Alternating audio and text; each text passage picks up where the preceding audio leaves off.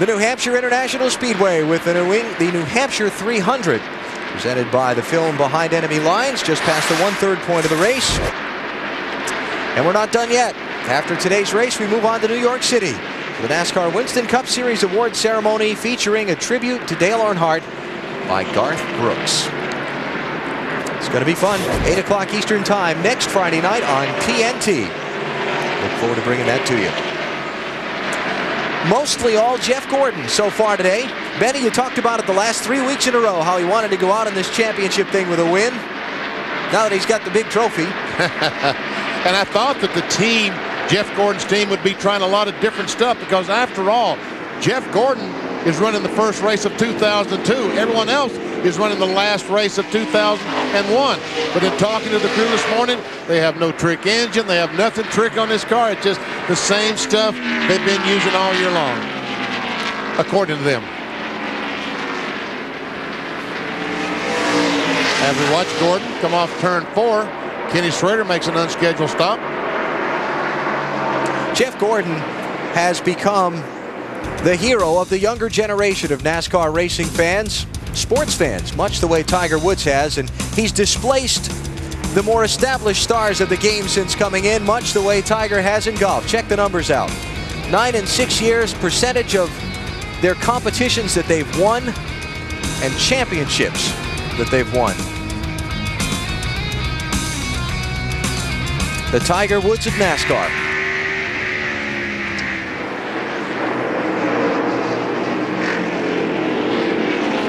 Jeff Gordon has led 104 of today's 120 laps. Gave up the lead for 14 laps to Sterling Marlin, 1 lap to Kevin Harvick. But that's it.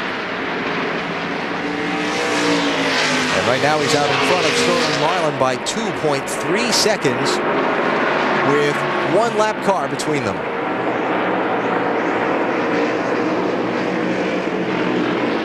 Take you through the field. Here's Bill Weber. Well, we'll start at the front with the new NASCAR Winston Cup champion, Jeff Gordon. Things going well. We showed you his right front tire. Talked about the right rear, but just a small adjustment to try and make that car a little better off turn 4. Jeff Gordon trying to win his first race as the 2001 champion.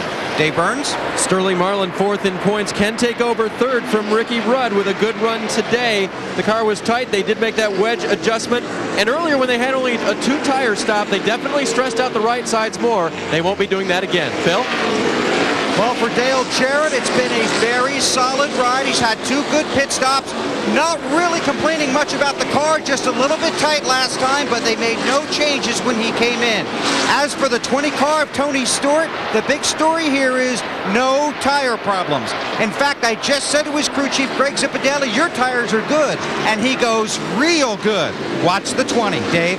Early in the race, Bill, I mentioned the right rear tire for Bobby Labonte. They're trying not to stress that tire, keep it from spinning coming off the corner, keeping from damaging it. They made an air pressure and a wedge adjustment the last stop to try to fix that. Matt? Dave, Johnny Benson has climbed back to 6th. He had a slow stop on his first pit stop because of some jack trouble, but he's bounced back. But Benson is also fighting a tight race car. James Ince told me he is cautioning his driver to take care of his tire like everyone else because they are showing some chunking. Meanwhile, the 77 Robert Presley, Alan mentioned earlier, he's looking for a job for next year, hoping to maybe land at Andy Petries if they find a sponsor. But he too having a great day. He too having some very small bubbles on the right front tire. He thinks the sealer is starting to come up and expects that to help the tire situation later in the day. Meanwhile, the 17 and the 6 teammates, Mark Martin and Matt Kenseth, both drivers having trouble with their right front tires. Both teams trying to put together some scuffs for the right side. Martin put a spring rubber in the right rear, hoping that it helps loosen up his race car. But Jack Roush, the owner, told both the 17 and the 6, be careful not to start to abuse the rear tire, because when you loosen it up, you will start to abuse that right rear tire. To Marty. Well, Matt, Elliott Sadler's having a fine run out there. Just a little bit tight, but very consistent for Elliott, and they are having a very, very good day. These guys have not had a top 10 since Daytona in July. They desperately need a good run. Tire wear, pretty good for Elliott Sadler. Right behind Elliott's, right in the second pass for second place on the racetrack. That's Dale Tony Jarrett. Stewart. Dale Jarrett and Tony Stewart going by Sterling Marlin. Marty, second, third, and fourth. Thank you for that help, Alan. I didn't see that. Anyway, Robbie Gordon out on the racetrack doing very well. Gil Martin, the crew chief, told me that all they need is track position. The car has been very good. Remember, they finished 7th at the flat track at Phoenix, and this is the car that Jeff Green used to finish 9th with at Homestead. Very happy right now for Robbie Gordon. Ward Burton, remember earlier we told you that he thought he had an engine problem? Well, it turns out that his crew chief, Tommy Baldwin, was right. The left front tire was down to the cords. That's the vibration that Ward Burton was feeling inside the race car. Dave? The 99 of Jeff Burton trying to chase down his brother Ward right now. He was loose earlier. Frankie started warning on the radio, we can't tighten it too much. Well, they did. They made a wedge adjustment and an air pressure adjustment to try to take that back out of the car. His right front blistering as bad as anyone else's. Marty? Casey Atwood starts loose in second place again. The pass on the racetrack for second place. I keep getting into these things. How'd that happen, Alan? That's Tony Stewart going by Dale Jarrett, Marty, and he's got it. Second place. He's on the move anyway. Casey Atwood having a very nice run. He starts loose. He gets tight the longer he runs. I talked to Ray Evernham this morning. He wanted me to emphasize that next year, Casey does not have a sponsor yet for the 7 car. He said, we will run the entire season, even if we don't have a sponsor. But right now, we do not have one, and the young man's doing an excellent job in his car. Dave Blaney, after the disappointing run in Atlanta, tight, but after that, about 20 laps, the car comes in very nicely, and they are very good in the longer part of the run, and they are very happy with Blaney's car right now. Right behind him is John Andretti. They also have a tight condition. I asked Greg Stedman, how's the tire wear on your car? He said it's good compared to others, but it's not that good, honestly. Bill? Well, Marty, Ricky Rudd continues to get better and better as the laps go along. Now, remember, they spent a lot of time on pit road under the caution to cut off the rear sway bar to try and improve the handling of the car because it was just way too loose. Well, the latest word from Rudd, the car is much better off the turns. Alan? Little close call there with John Andretti leaning on Mike Wallace. And we saw smoke from Ward Burton's car. Yeah, he's been smoking for about 3 or 4 laps. Well, he's going to the garage area now, work to the pit road, and I assume to the garage area because those, when you see a car smoking like that, I don't think they fix themselves. So the engine problem that Ward thought he had that Tommy said was a vibration, and they thought it fixed itself with a tire change? Coming down pit road, Exactly. just pop the hood, just take a look at everything, and that'll be it. And that'll be it. Tough luck for Ward Burton. Marty. Yeah, let's give the credit to Ward on that one. He called that about 50 laps ago, and this is very disappointing for these guys. They were finishing the season so strong, Alan. They had 6 top 15s in their last 7 races. They have been very consistent. They had moved up to 14th in the points, and this one will certainly hurt them because the battle for the points, even back as far as 14th, 15th, even 25th, like we showed earlier, is very close, and this will surely hurt Ward in the point standings, and it looks like it is a terminal problem for Ward Burton and the Caterpillar team. Tough luck there on the brighter side when Ward gets home from New Hampshire. Long about Monday or so, expecting to have a baby. Wife Tabitha has been expecting and has been bedridden with that for a few weeks now, but there'll be some good news there in the Burton household at the beginning of next week. And there's Rusty Wallace. And remember how well he ran earlier in the race? Well, 3 cars behind him is the leader, Jeff Gordon, about to put him a lap down. Dave, what's going on with Rusty?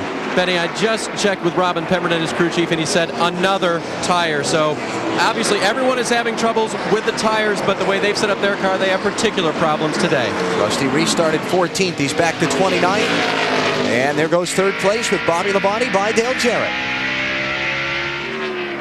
Tony Stewart now clear of the other traffic. He's got 4 seconds to make up if he's going to catch Jeff Gordon for the lead.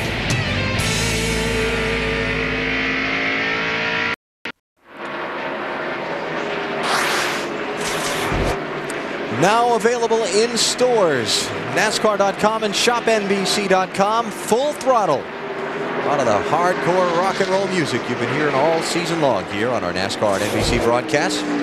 And Kevin Harvick in the 29 car has gone a lap down. As we see Mark Martin in the 6 car, going by Johnny Benson, trying to drag along Matt Kenseth with him. And Matt loves to be dragged along, especially when we're gaining spots. That's 3 positions Benson has lost. Robert Presley went by him for 5th. Now Martin for 6th. Kenseth for 7th. JB's back to 8th. Matt Yoakum.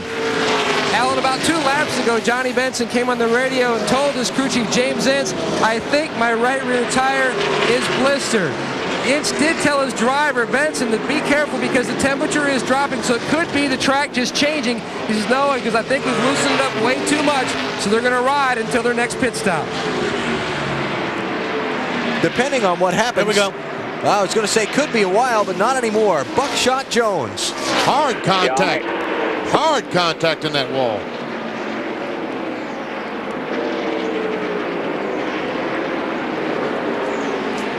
You're right, Benny. Caution number 4. Boy, look at that.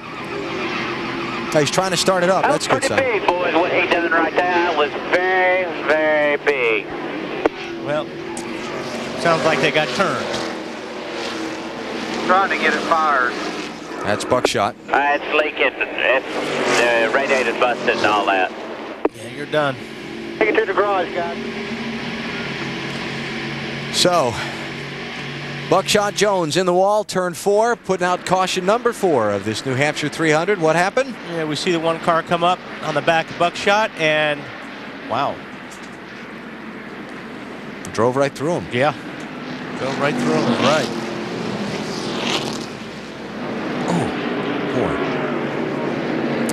Leaders are in, Matt.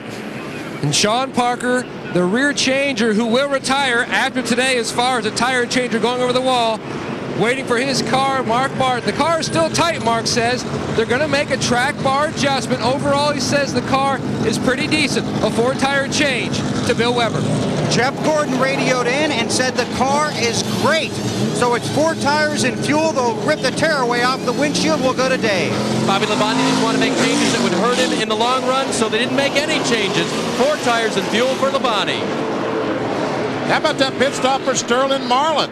They had fallen back to about the 8th or 9th, maybe even 10th position. And did he not come out second? Yes, he did. Good stop. Gordon, Marlin, Stewart, Bobby Labonte, Robert Presley. And I don't believe he changed 2 tires again, do you? Well, if he did, that was a great stop. If he didn't, you're right. He picked up 8 or 9 spots on pit road. Let's go on board. Let's go on board with Steve Park. Kenny Wallace. And we see. Still outside. You're clear out. Man, oh man. You got to spin behind you. Spin behind you. Wave them up. Crash in turn 4. Spin. Go low through 4. Just listen to this as Buckshot gets the wall.